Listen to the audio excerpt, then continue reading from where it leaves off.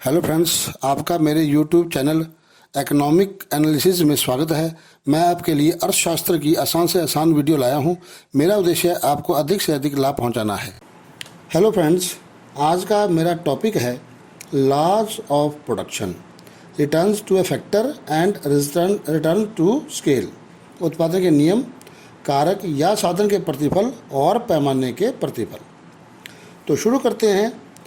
उत्पादन के नियम। उत्पादन के नियमानुसार वृद्धि की प्रवृत्ति को ही उत्पादन के नियम कहा जाता है। अल्पकाल में उत्पादन को बढ़ाने के लिए किसी एक परिवर्तनशील साधन की अधिक मात्रा का प्रयोग करते हैं, जबकि अन्य साधन स्थिर रहते हैं, तो उत्पादन में वृद्धि नियमानुसार होती है। इसे साधन के प्रतिफल कहा जाता है। इसी प्रकार दीर्घकाल में जब सभी साधनों का प्रयोग एक निश्चित अनुपात में बढ़ाया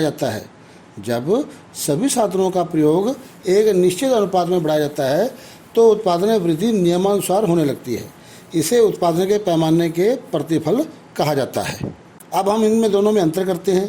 कारक या साधन के प्रतिफल या पैमाने के प्रतिफल में अंतर।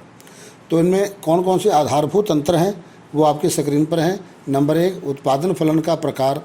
साधनों के प्रतिफल में साधनों का अनुपात परिवर्तनशील होता है, जबकि पैमाने के प्रतिफल में साधनों का अनुपात स्थिर होता है। दूसरा आता है परिवर्तनशील साधनों की संख्या। साधन के प्रतिफल उस समय लागू होते हैं जब केवल एक साधन परिवर्तनशील होता है। बाकी सभी साधन स्थिर होते हैं। जबकि पैमाने के प्रतिफल उस समय लागू होते हैं जब उत्पादन के सभी साधन परिवर्तनशील होते हैं। तीसरा आता है उत्पादन का पैमाना। साधन के प्रतिफल इस मान्यता पर आधारित हैं कि उत्पादन के पैमाने पर परिवर्तन नहीं होता। उत्पादन का पैमाना स्थिर रहता है, जबकि पैमाने के प्रतिफल इस मान्यता पर आधारित होते हैं कि उत्पादन के पैमाने में परिवर्तन होता रहता है। चौथा आता है साधन अनुपात। साधन के प्रतिफल में साधन अनुपात परिवर्तनशील रहता है, जबकि पैमाने के प्रतिफल में साधन अनुपात स्थिर रहता है। समयावधि। साधन के प्रतिफल का अध्ययन अल्पकाल में और पैमाने प्रतिफल का अध्ययन दीर्घकाल में किया जाता है। तो इस प्रकार से दो नियम रहे हैं। पहला रिटर्न टू ए फैक्टर और दूसरा रिटर्न टू स्केल। आज हम पढ़ेंगे रिटर्न टू ए फैक्टर, साधन या कारक के प्रतिफल। ये प्रतिफल अल्पकालीन होते हैं, अल्पकाल में लागू होते हैं। जब उत्पादन के एक साधन की मात्रा को बढ़ाया जाता है, बाकी सभी साधनों की मात्रा स्थिर रहती है, तो साधनों के अनुपात में अंतर आ जाता है, जिसके कारण उत्पादन की मात्रा में भी परिवर्तन आ जाता है। इस नियम के अनुसार साधनों के अनुपात में परिवर्तन से उत्पादन की मात्रा में पहले बढ़ते हुए अनुपात में, उसके बाद समान अनुपात में और उसके बाद घटते अनुपात में परिवर्तन होता रहता है। साधन के प्रतिफल के 3 पहलुओं की व्याख्या निम्न प्रकार से की जाती है। नंबर 1, साधन के बढ़ते प्रतिफल, increasing return to a factor. दूसरा, साधन के समान प्रतिफल, constant returns to a factor. तीसरा, साधन के घटते प्रतिफल, diminishing return to a factor. अब हम तीनों की व्याख्या करते हैं। पहला है साधन या कारक के बढ़ती प्रतिफल। साधन के बढ़ते प्रतिफल वह स्थिति है जिसमें कुल उस समय बढ़ती हुई दर से बढ़ता है। कुल उत्पादन उस समय बढ़ती हुई दर से बढ़ता है जब स्थिर साधन की निश्चित इकाइयों के साथ परिवर्तनशील इकाइयों की अधिक इकाइयों का प्रयोग किया जाता है। इस स्थिति में परिवर्तनशील साधन का सीमांत उत्पाद बढ़ता है। इसकी परिभाषा बेहनम ने दी है। वो कहता है जब साधनों के संयोग में एक साधन के अनुपात को बढ़ाया जाता है, तब स्थिर साधन की सीमांत उत्पादकता में वृद्धि होती है। इस नियम की व्याख्या हम निम्न तालिका और रेखाचित्र से स्पष्ट कर सकते हैं। आपके स्क्रीन पर एक तालिका दी है जिसमें एक तरफ श्रम की इकाइयाँ, दूसरे में भूमि की इकाइयाँ, कुल उत्पाद और सीमांत उत्पाद दिखाया गया है। श्रम की इकाइयाँ परिवर्तनशील हैं, भूमि की इकाइयाँ स्थिर साधन माना गया है, जिनके प्रयोग करने से कुल उत्पादन 4, 10, 18, 28, 40 होता है। सीमांत उत्पाद 4, 6, 8, 10, 12 होता है। अब आता है इसकी व्याख्या। उपरोक्त तालिका स्पष्ट कर रही है कि भूमि की स्थिर मात्रा के साथ श्रम की अधिक इकाइयों का प्रयोग किया जा रहा है तो कुल उत्पाद बढ़ती दर से बढ़ रहा है और परिवर्तनशील साधन का सीमांत उत्पाद भी बढ़ रहा है। हमने इसे एक रेखाचित्र स्पष्ट किया है। आपके स्क्रीन पर एक रेखाचित्र है, उसमें हमने दो रेखाचित्र लिए हैं। उपरोक्त रेखाचित्र में दो रेखाचित्र हैं, ए और बी। चित्र ए से ज्ञात होता है कि कुल उत्पाद बढ़ती दर से बढ़ रहा है, जबकि बी से ज्ञात होता है कि परिवर्तनशील साधन का सीमांत उत्पाद बढ़ता जा रहा है, ऊपर की ओर उठ रहा है। कारक या साधन के बढ़ते प्रतिफल के कारण, causes of increasing returns two factor. तो पहला है स्थिर साधन का पूर्ण प्रयोग। उत्पादन की प्रारंभिक अवस्था में उत्पादन के स्थिर साधन का अल्प प्रयोग होता है। उसके पूर्ण प्रयोग के लिए परिवर्तनशील साधन की अधिक इकाइयों की आवश्यकता होती है। अतः परिवर्तनशील साधन की अधिक इकाइयों के प्रयोग करने से कुल उत्पादन में वृद्धि होती है। दूसरा आता है परिवर्तनशील साधन की कुशलता में वृद्धि। परिवर्तनशील साधन की अतिरिक्त इकाइयों का प्रयोग करने से प्रक्रिया आधारित श्रम विभाजन संभव हो जाता है। श्रम विभाजन, श्रम को बांट कर कार्य करना, जिससे साधन की कुशलता में वृद्धि होती है और सीमांत उत्पादकता बढ़ती है। तीसरा, साधनों में उचित समन्वय, कोऑर्डिनेशन हो जाता है।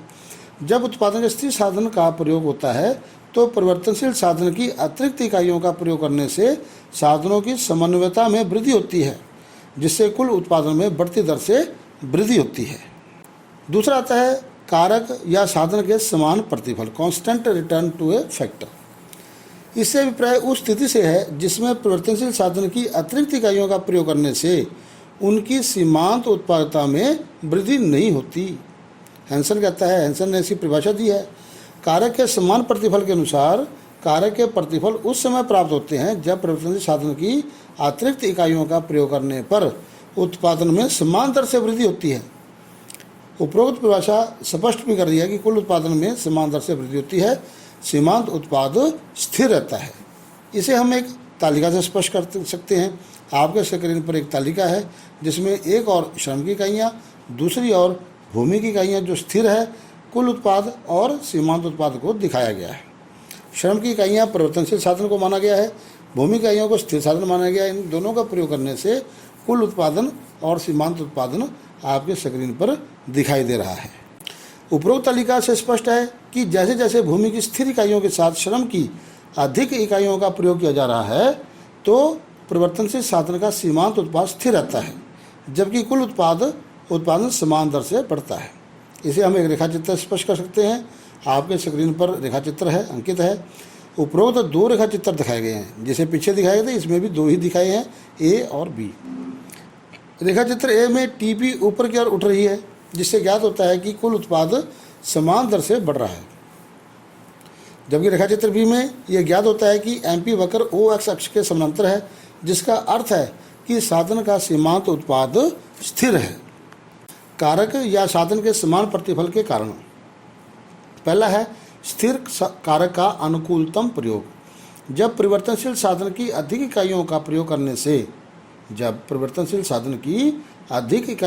करने से उत्पादन में वृद्धि होती है, तब एक स्थिति ऐसी आ जाती है कि स्थिर साधन का अनुकूलतम प्रयोग होने लगता है, जिससे परिवर्तनशील साधन का सीमांत उत्पाद स्थिर हो जाता है।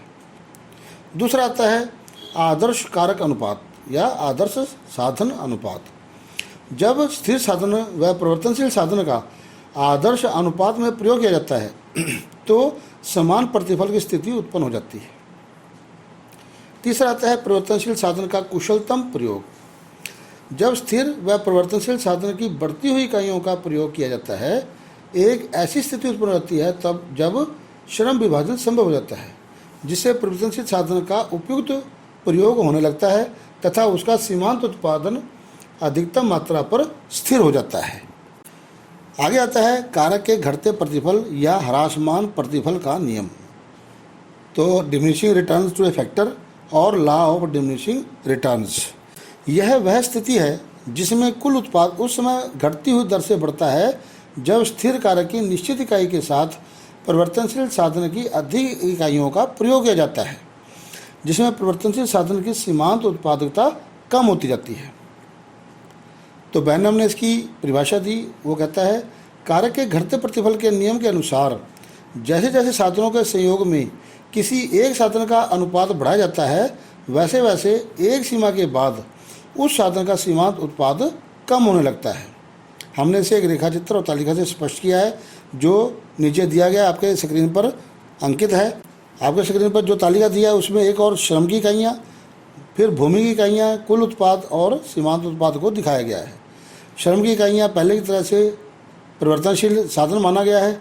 भूमि की इकाइयों में भूमि स्थिर साधन है, जिससे दोनों को प्रयोग करने से कुल उत्पाद और सीमांत उत्पाद आपके स्क्रीन पर है।